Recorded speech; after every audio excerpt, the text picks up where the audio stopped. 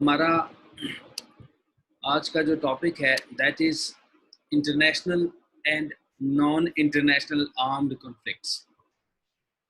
इसमें हम लोग देखेंगे आर्म्ड कॉन्फ्लिक्ट्स होते क्या हैं, इंटरनेशनल कौन से होते हैं, नॉन इंटरनेशनल कौन से होते हैं, और उनके अंदर फिर थोड़ा बहुत मिनिमम सेफगार्ड्स क्या होते हैं। कॉन्फ्लिक्ट के अंदर आपने मिनिमम किन चीज़ों का ध्यान रखना होता है। तो है ये छोटा सा लेक्चर, कोई इतना लंबा नहीं है। जितने भी इंटरनेशनल ह्यूमैनिटेरियन लॉ के रूल्स एंड रेगुलेशंस हैं वो सारे के सारे आर्म्ड कॉन्फ्लिक्ट्स के ऊपर अप्लाई होते हैं। किसी भी आर्म्ड कॉन्फ्लिक्ट के लिए ये लाजमी नहीं कि उसको पहले डिक्लेयर किया जाए तब ही उसके ऊपर ये ह्यूमैनिटेरियन लॉ अप्लाई होगा, ऐसा नहीं है। अगर अनडिक्लेयर्ड वॉर भी होगी, अनडिक्लेयर्ड कॉन्फ्लिक्ट भी होगा, वहां पे भी इस कन्वेंशन के तमाम rules and regulations apply. Basically armed conflict का जो कॉन्सेप्ट है वो कन्वेंशंस में या प्रोटोकॉल में प्रॉपरली डिफाइन नहीं किया गया, लेकिन ये चीज नोट की गई है कि any difference arising between states and leading to a intervention of members of the armed forces is an armed conflict। हर वो काम जिसमें दो स्टेट्स के बीच में हुआ कोई भी कॉन्फ्लिक्ट, कोई भी डिफरेंस ऑफ ओपिनियन, जहां पे आप लास्टली आर्म्ड पर्सनल को इन्वॉल्व कर रहे हो, that will be considered as an armed conflict. An armed conflict exists whenever there is a resort to armed force between states or protracted armed violence between governmental authorities and organized armed groups within a state। Sometimes between states, दो different entities के बीच में armed conflict होगा, और sometimes within a state एक जो party है वो state होगी और दूसरी कोई मिलिशिया, कोई ग्रुप, कोई भी इस तरह का हो सकता है। जैसे पाकिस्तान के अंदर टीटीपी वाला सिनेरियो हुआ था, वो भी आर्म्ड कॉन्फ्लिक्ट के जुमरे में ही आएगा। उसके ऊपर भी इंटरनेशनल ह्यूमैनिटेरियन लॉ उसी तरह एप्लीकेबल होगा। बेसिकली हिस्टोरिकली एक डिस्टिंक्शन कायम की जाती है, एक डिफरेंस क्रिएट किया जाता है between international and non international armed conflicts के बीच में। इंटरनेशनल लॉ जो बेसिकली बनाया गया वो इसलिए बनाया गया था कि इंटरस्टेट रिलेशंस को मैनिपुलाइज किया जा सके, उसको लीगलाइज किया जा सके, उसको जितना ज्यादा फैसिलिटेट किया जा सके वो किया जाए। इंटरस्टेट मामलात को तो इंटरनेशनल लॉ डील करता है, लेकिन इंट्रास्टेट मैटर्स जो कि स्टेट की डोमेस्टिक जुरिस्डिक्शन में आते हैं, प्रिंसिपल ऑफ सॉवरेनिटी कहता है कि उसके अंदर बाहर से कोई इन्फ्लुएंस नहीं कर सकता। लेकिन जहां पे आर्म्ड कॉन्फ्लिक्ट होगा वहां पे इंटरनेशनल लीगल रेगुलेशंस को फॉलो करना पड़ेगा। बाकी मामलात में तो एक्सेप्टेबल है कि इंट्रा स्टेट इश्यूज में कोई बाहर से इन्फ्लुएंस नहीं होगा, लेकिन आर्म्ड कॉन्फ्लिक्ट या कोई भी इस तरह की चीज हो तो उसमें इंटरनेशनल लॉ अपना रोल प्ले करेगा। वर्ल्ड है, आज की जो दुनिया है, इसमें हमें नजर आता है कि स्टेट्स आपस में एक दूसरे के ऊपर बहुत ज्यादा डिपेंडेंट हैं। ऐसा नहीं हो सकता कि जो स्टेट्स हैं वो दूसरी स्टेट्स के बीच में होने वाले सिविल कॉन्फ्लिक्ट्स को या आर्म्ड कॉन्फ्लिक्ट्स को या सिविल वॉर्स को इग्नोर कर सके। उसकी रीजन क्या है कि हर स्टेट की दूसरी स्टेट के साथ इंटरेस्ट्स इन्वॉल्व हैं। फॉर एग्जांपल, नेपाल के अंदर अगर सिविल वॉर शुरू हो जाती है, या लेट्स से इंडिया के अंदर सिविल वॉर शुरू हो जाती है, तो नेपाल के लिए ये एक वरीसम चीज है। उसकी रीजन क्या है कि नेपाल के को डायरेक्टली कोई सी रूट नहीं मिलता, तो उसकी ज्यादा जो ट्रेड होती है वो थ्रू इंडिया होती है। तो मतलब ये डिपेंडेंस की हम लोग बात कर रहे हैं। इसी तरह फर्ज करें पाकिस्तान के अफगानिस्तान के अंदर बहुत ज्यादा इकोनॉमिक इंटरेस्ट हो, हमारी कोई ऐसी मल्टीनेशनल कॉर्पोरेशंस हैं जो कि अफगानिस्तान के अंदर वर्क कर रही हैं और वहां पे इस तरह का आर्म्ड कॉन्फ्लिक्ट हो जाता है, तो हमारी उन इंडस्ट्रीज को नुकसान पहुंचेगा जो कि हम चाहेंगे किसी तरीके से कम हो। तो ये जितनी भी इंटरनेशनल ये जो फ्लो ऑफ मनी है, फ्लो ऑफ आइडियाज है, फ्लो ऑफ आप कह सकते हो कैपिटल है, फ्लो ऑफ पीपल है, ये जब मुतासर होता है, मॉडर्न कम्युनिकेशन जब मुतासर होती हैं, तो पूरे का पूरा इंटरनेशनल सिस्टम मुतासर होता है। इतने ज्यादा इंटरमिंगल हो चुकी हैं स्टेट्स आपस में, इतनी ज्यादा एक दूसरे के साथ रिलेट कर चुकी हैं। सो बेसिकली इस वजह से ये मुश्किल हो जाता है कि थर्ड स्टेट्स उस कॉन्फ्लिक्ट को कहें जी ये हमारा कौन सा मामला है, इसको चलने दो। नहीं, वो कोशिश करते हैं उसको रिजॉल्व करने की, या वो कोशिश करते हैं किसी एक स्टेट के साथ पार्टी बन जाने की, या वो कोशिश करते हैं दूसरी स्टेट के साथ पार्टी बन जाने की। लेकिन ओवरऑल कोशिश यही की जाती है कि कॉन्फ्लिक्ट को अवॉइड किया जाए, कॉन्फ्लिक्ट को बड़ी सतह पर ना ले जाया जाए, जिससे सारी इंटरनेशनल कम्युनिकेशन मुतासर। अब इस सारे सिनेरियो की वजह से, जितनी भी इंटरडिपेंडेंस है, उसकी वजह से इंटरनेशनल कम्युनिटी बहुत ज्यादा इस चीज के ऊपर विलिंग है, बहुत ज्यादा इस चीज के ऊपर जोर डालती है कि जहां पे भी इस तरह का प्रॉब्लम अराइज करे, जहां पे भी, चाहे वो इंटरनल कॉन्फ्लिक्ट हो इंट्रा स्टेट का, स्टेट के बॉर्डर्स के अंदर, या इंटरनेशनल कॉन्फ्लिक्ट हो जिसमें दो या दो से ज्यादा स्टेट्स इन्वॉल्व हो, तो वहां पे application of international humanitarian law लाजमी है, क्योंकि उस जगह पे उस स्टेट के बाशिंदे भी हो सकते हैं। एंड अगेन, जैसे मैंने पहले कहा, कम्युनिकेशंस भी मुतासर हो सकती हैं, flow of money, flow of people, flow of ideas, हर चीज मुतासर हो सकती है। यहां तक समझ आ गई?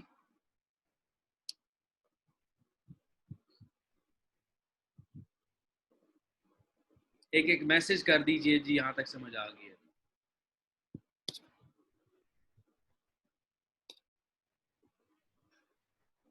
अच्छा,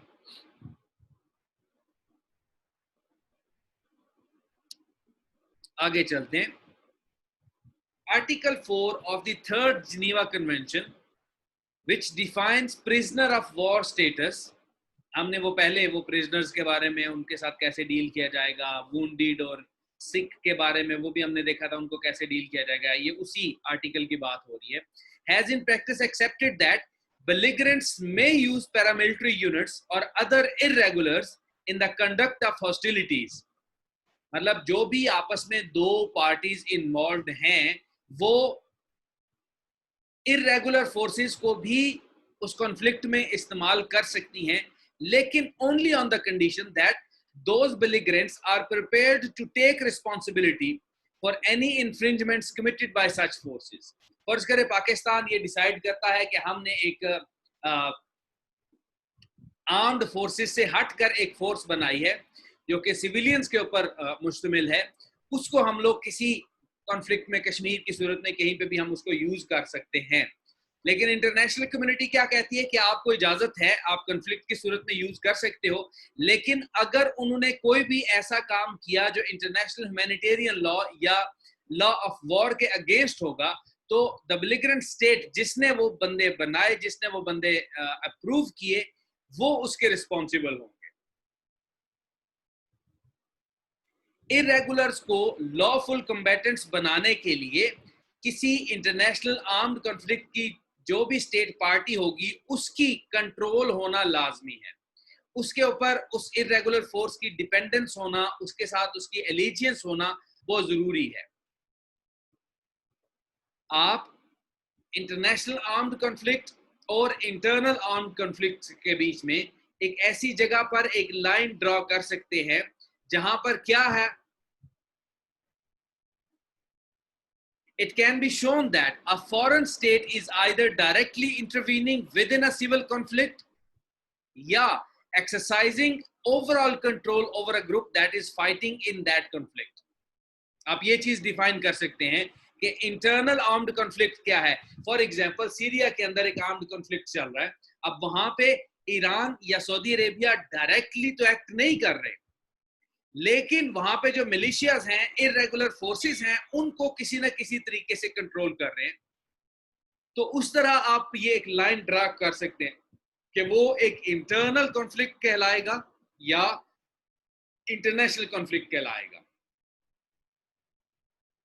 अब आते हैं नॉन इंटरनेशनल कॉन्फ्लिक्ट की तरफ।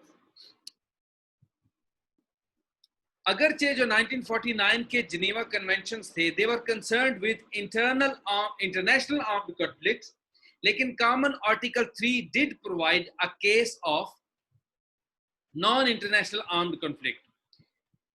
अब वो होता क्या है? Occurring in the territory of one of the parties a series of minimum guarantees for protecting those not taking an active part in hostilities, including the sick and the wounded.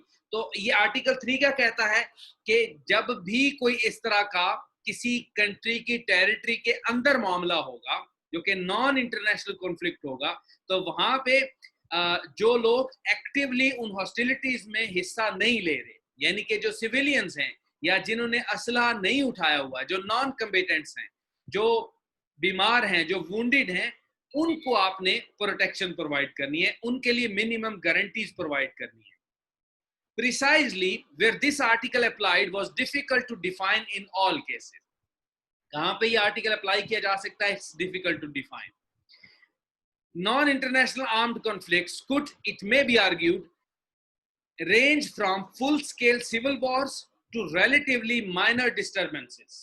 मतलब जो full civil Wars होती हैं जैसे Syria में चल रही हैं, उससे लेकर माइनर सिविल डिस्टर्बेंसेस तक आप इसको non armed, non international conflict, sorry non armed नहीं, नॉन इंटरनेशनल कॉन्फ्लिक्ट करार दे सकते हैं।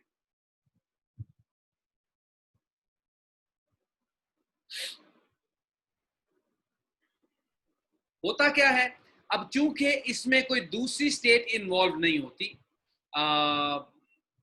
एक ही स्टेट जिसके अंदर वो सारे मामला चल रहे होते हैं, तो वहां पे फिर एलिमेंट ऑफ रेसिप्रोसिटी जो इंटरनेशनल लॉ का बहुत इंपॉर्टेंट एलिमेंट है कि do good and have good, do bad and have bad, वो वाला फिनोमेना अप्लाई नहीं किया जा सकता क्योंकि स्टेट के इंटरनली वो काम हो रहा है। कोई स्टेट ये नहीं कह रही कि तुम गलत कर रहे हो तो हम भी तुम्हारे साथ गलत करेंगे, because they don't concern with दोट people. और ना ही आप ये कर सकते हो कि अगर कोई उसके ऊपर लॉ अपने एप्लीकेबल अप्लाई करना है तो वो आप कैसे करेंगे, एनफोर्स कैसे करेंगे उस लॉ को, क्योंकि दूसरी स्टेट इन्वॉल्व नहीं है, इसलिए इंटरनेशनल लॉ को एनफोर्स करना थोड़ा सा डिफिकल्ट हो जाता है, अगरचे प्रेशर डालना और ये वाले सारे मामला पॉसिबल है। जो हमने ऊपर कॉमन आर्टिकल 3 डिस्कस किया था, वो मिनिमम सेफगार्ड्स बताता है इस तरह के नॉन इंटरनेशनल कॉन्फ्लिक्ट्स में।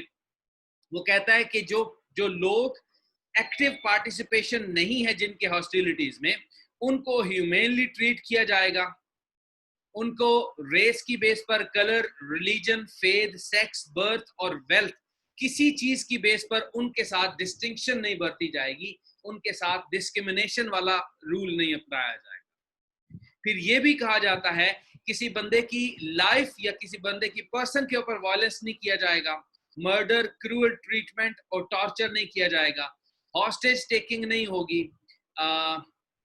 ह्यूमन डिग्निटी के ऊपर कोई इस तरह का काम नहीं किया जाएगा कि ह्यूमिलिएशन या डिग्रेडिंग ट्रीटमेंट नहीं की जाएगी, और कोई भी ऐसी सेंटेंसेस पास नहीं की जाएंगी किसी के ऊपर कानून without going through proper process, due process से गुजरे बगैर आप किसी को सजा नहीं दे सकते। इसी तरह ये तो हो गए जो लोग एक्टिवली पार्टिसिपेट नहीं कर रहे, इसी तरह जो वुंडेड और सिक होंगे उनकी भी केयर की जाएगी।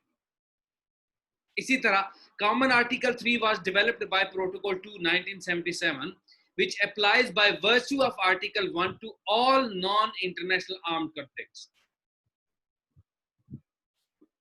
आपकी armed forces and dissident forces जो आपके मुल्क के अंदर कोई भी मौजूद हो सकते हैं, वो टीटीपी हो सकती है, वो पीएलए हो सकती है, वो कोई भी हो सकती है, उनके बीच में जो आर्म्ड कॉन्फ्लिक्ट होगा उसको ये रूल्स डील करेंगे।